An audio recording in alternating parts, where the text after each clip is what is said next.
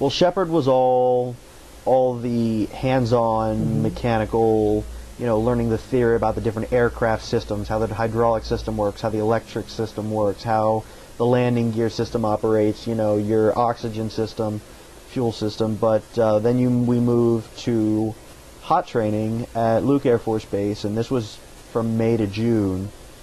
And the hot training portion of it was, well, like the jets at Shepherd Air Force Base had all been decommissioned. They were all old A models built in like 83, 84, and just jets you can pull the part off, put it back on, pull the part off, put it back on, by hundreds of different classes and hundreds of different airmen and whatever.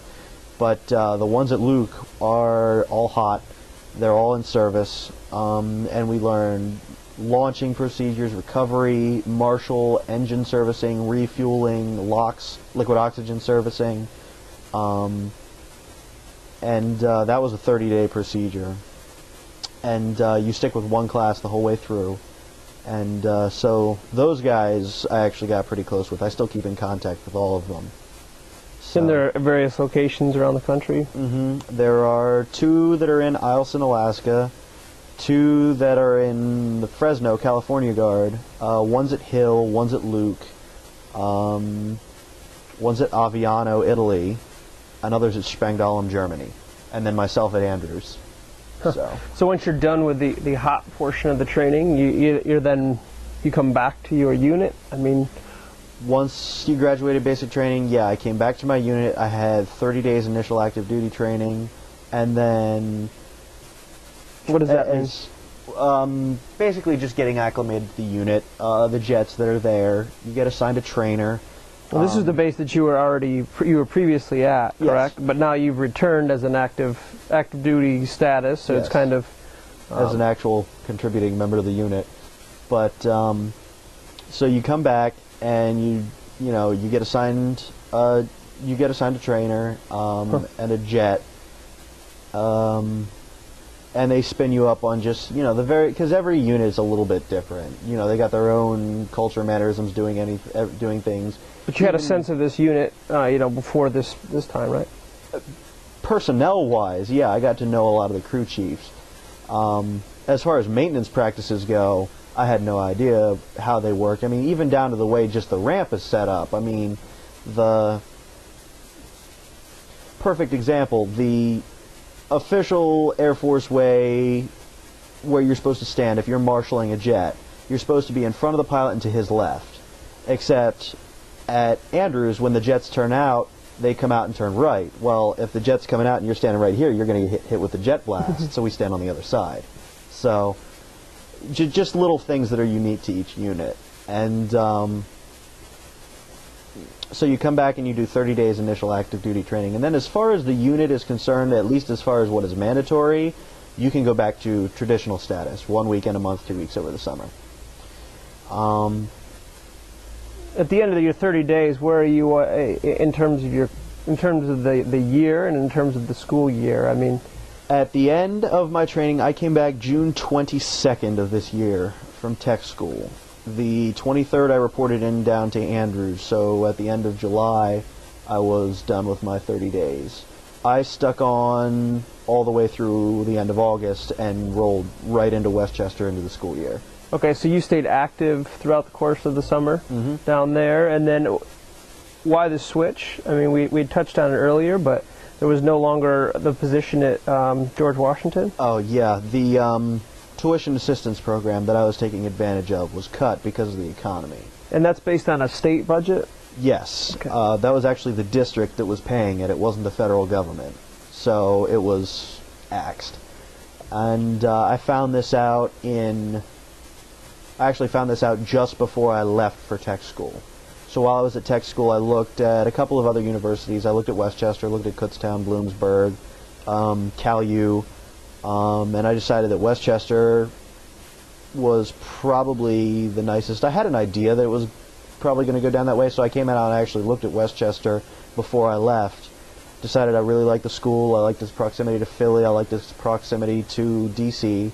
I actually talked to Dr. Arsenault, who is the head of the head of the marketing program here, about transferring in, and he gave me a couple of good tips. So I applied, got accepted, and beyond that, it was just a matter of getting transfer credits over and finding a place to stay here. How's the funding working? Funding? Well, now that I'm at Westchester, the federal tuition assistance, my GI Bill and everything is taking care of pretty much most of my expenses here, so finances aren't that big a deal.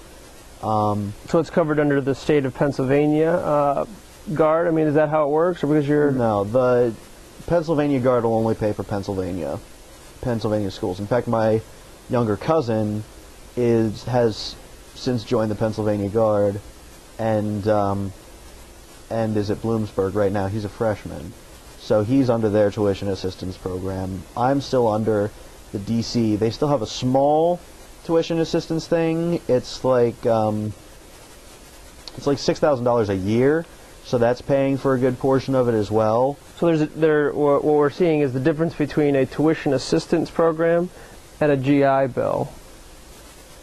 Tuition assistance programs with the Guard are set up by the individual state that they're in. They're not mandatory, and the state can cut them at any time or rearrange the language and the requirements that they have for it. But most states have a tuition assistance program that is designed to cover in-state tuition for the state schools. Mm-hmm. That's what Pennsylvania has. That's what DC had. Mm-hmm. But because I actually claimed DC residency while I was down there. But the unique thing about the DC Guard is, since they're not covering all in-state tuition expenses anymore, they've actually kind of capped it at a flat amount, and they'll send the money anywhere. Okay. Which is unique, being from the district as opposed to Pennsylvania. Like, I don't think Pennsylvania will pay for an out-of-state school. Okay. So, with the DC tuition assistance program, is helping me get through Westchester. In addition, the federal government has the Montgomery GI Bill divided into a number of different sections. I fall under Chapter 1606, which is the Guard and Selected Reserve. That's an additional $350, I believe, a month on top of my drill pay. And then as an enlistment bonus, I got a kicker to that, which is another 320 some on top of that. So all in all, how do you keep it straight? I mean, is there lots and lots of paperwork. Is there a point of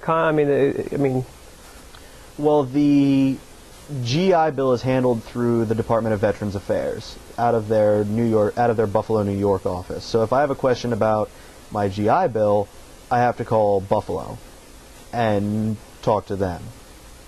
The tuition assistance program is handled through the DC Guard, so it's a lot easier to get a hold of the funds and to get a hold of the people. I actually have the person who cuts the check saved in my phone.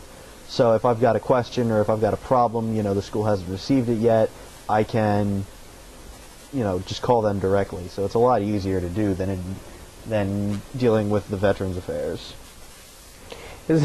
How is it, at Westchester University, traveling down, talk about... Well, it's about a 2-hour drive.